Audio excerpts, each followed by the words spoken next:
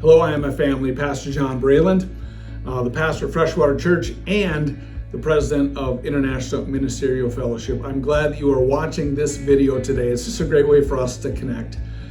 In today's talk, I want to talk to you about something I briefly touched on last week in my video, and that's pastoring your community. And I have this question for you. What would it look like if you pastored your community? That's right. What would it look like if you pastored your community? Now, most of us in ministry, we just think about pastoring people in our church. These are people who come to the church, who are in our fold or in your flock. You're the shepherd, you take care of them. And now, many of our churches are smaller. Maybe you have 30 or 50 or 100 people, or more. It doesn't matter. But because of COVID, things have really changed. And so we look at the congregation and we say, this is the flock that God has entrusted me with, and we pastor that. But I've talked to a number of pastors who've actually been really frustrated about this. Either they serve in a smaller work, or because of COVID and the attendance dropping, they're just kind of a little bit flustered. And so I've been asking this question: what would it look like for you to actually pastor not just your church, but actually pastor and shepherd your community? Let me unpack that.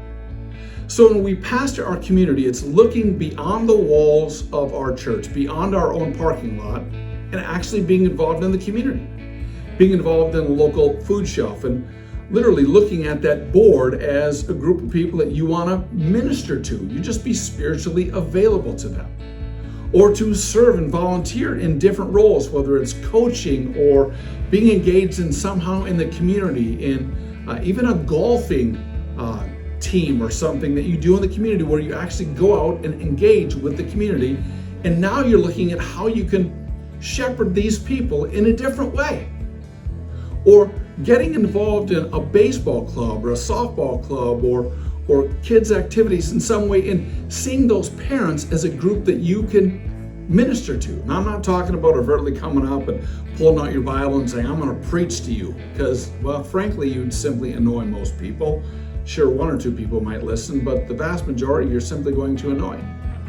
But it's being out in the community, being visible, frequenting the same gas station on a regular basis. And I often do that. I'll go to the same station in my town on a regular basis. And now in Minnesota here, we like to say, how you doing? I'm fine. How are you? I'm fine. Well, I've changed that up. Now I ask them this. I say, hey, on a scale of 1 to 10, how are you doing? 10 being awesome, 1 being miserable. What number are you?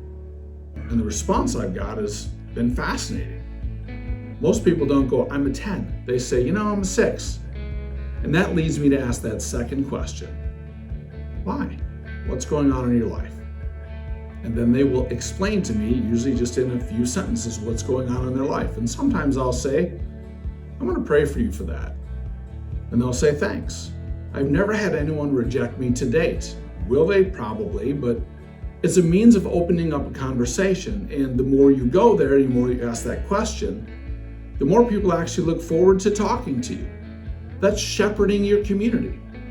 Another thing you can do if you're a pastor is go to the local funeral home and say, hey, I just want you to know, if anyone passes away and they'd like to have a service, I would love to help any way that I can. And that's another way where you can really impact people where they're at. I work with our local funeral home here on a regular basis, and nowadays they'll call me. I've been doing this so long, they just call me and say, hey John, we have someone who wasn't part of a church family, but they want to have some kind of a ceremony for them. Maybe not even a Christian one, but would you help? I always say yes. And I make time in my schedule to go and to be a part of this family's grieving process. And it's amazing the conversations that I get to have with people who are typically from the community who've lost a loved one. That oftentimes leads to more ministry opportunities. But that's pastoring the community. So instead of you just pastoring your church and looking at the people in front of you, what would it look like for you in your community, in your town, in your region, to actually shepherd all of the people in your area? It actually looks different. And now our paradigm goes from just pastoring the people within our walls to, man, there are a lot of people in my community to minister to. Even if it's a community of 3 or 4 or 500 or 500,000. Now you have a broad congregation that you're able to minister to. And yes, that's what discipleship looks like. Not in the local church, but on a bigger scale, pastoring your community.